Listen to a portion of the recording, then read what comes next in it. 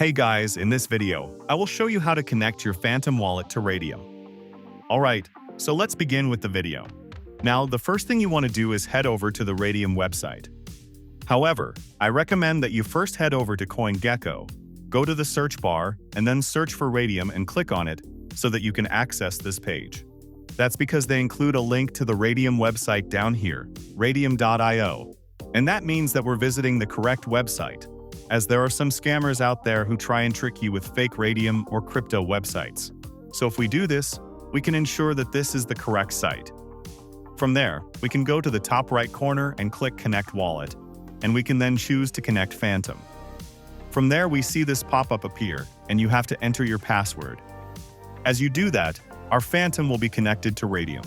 So that's basically how you can connect your Phantom wallet to Raydium. So that's all for this video. Consider subscribing if you find it helpful, and I'll catch you in the next one. Thanks.